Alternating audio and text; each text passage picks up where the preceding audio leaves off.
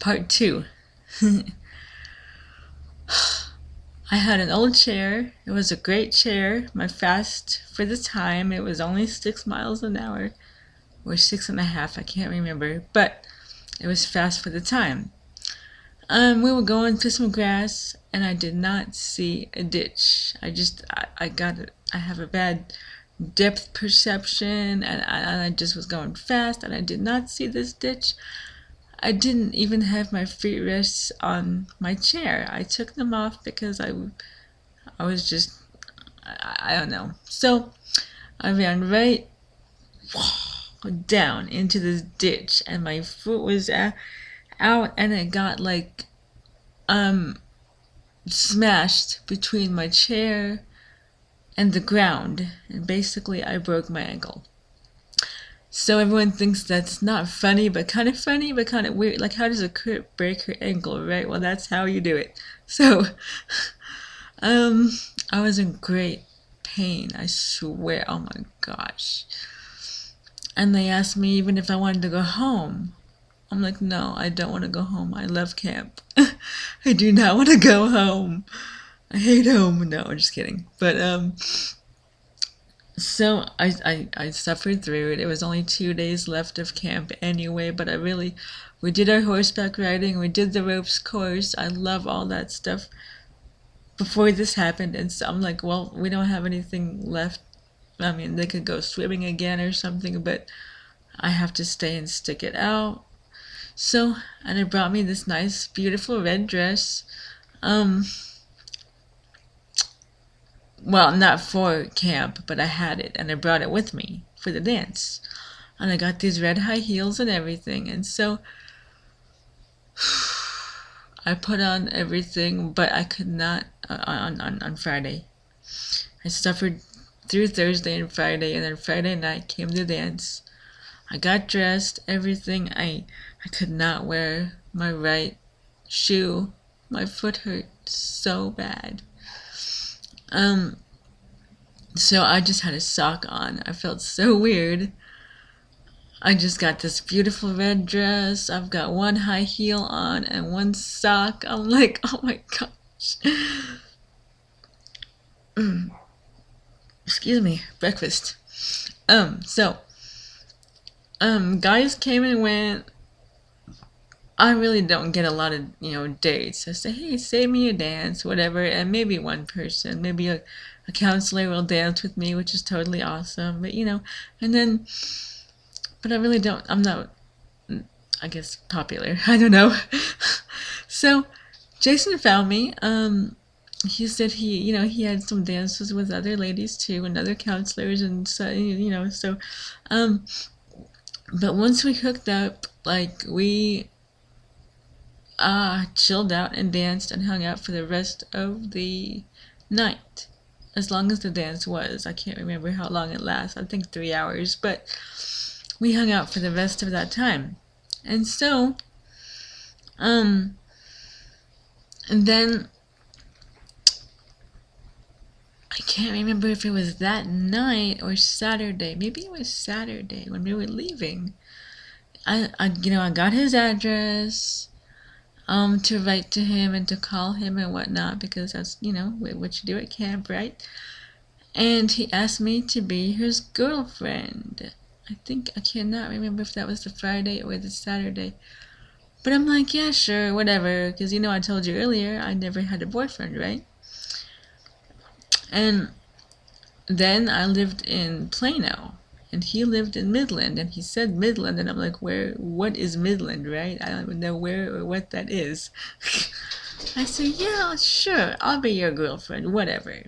I didn't even, he lives there, I live here, how is this gonna work out? We're gonna date a week and then realize it's not even worth it because we can't see each other, right? So I said yes, and we kissed before we left, which was my first kiss ever. And he knows I thought it was weird. So it was a weird kiss, and I don't know. So, but we spent the next 6 months phone dating. Now, for any of you who have done that, you probably know that's a very, very hard thing to do. And we had some arguments, and over the phone, and we had some good times over the phone. He sent me roses one time.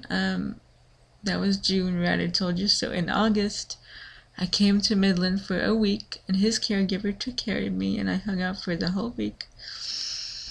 I had a case of heat exhaustion because we were out, and I get hot very easily. We were out around the town, but it was so wonderful and nice. I had a good time. I forgot when it was he bought me roses. Probably before I went to see him in August. I can't remember. So, in that time, 6 months later, it's December, October, I turned 22.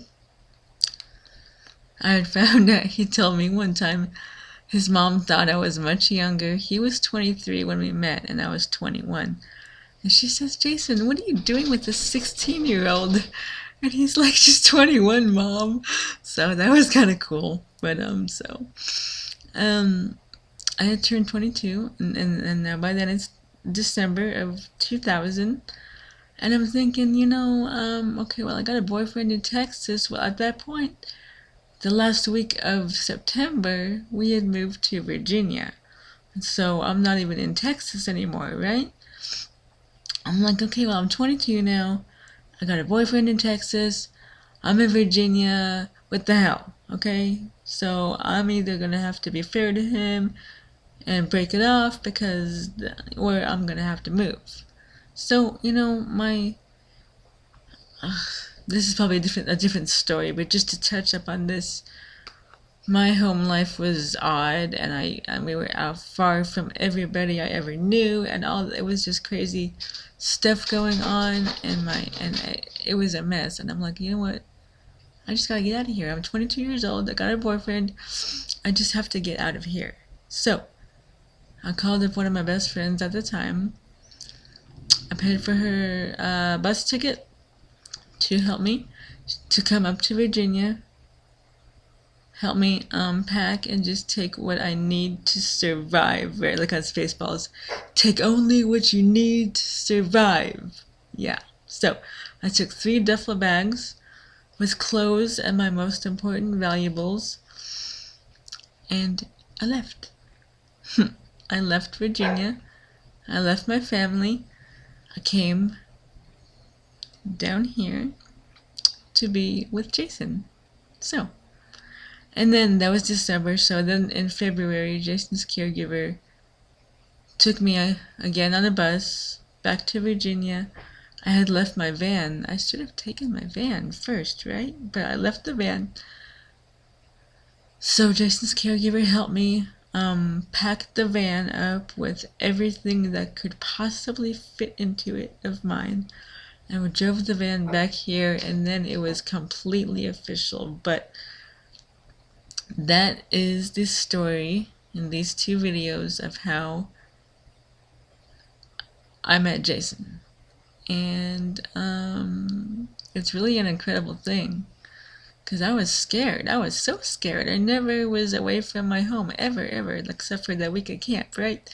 One week a year I was away from them, so it's not like, So anybody, you guys, I know moving is scary, especially moving out of your house for the first time. It could be very, very scary. I was terrified, but it was an amazing thing, an amazing feeling, an amazing adventure, and if you're with somebody you love, that's just like the best thing ever. And so, I mean, shoot, you guys can do it. You can do it. I was like, how am I gonna do this? I'm disabled, la la la. I've been told all my life I can't do stuff, and I did it. I have a hard time sometimes, yes, but we're making it work, and we've made it work, and it's a beautiful, beautiful, awesome thing. This one's about to cut out, but I'm finished with my story. I love you guys. I love you. I love you. You can do it. You're wonderful. Have a good day, okay?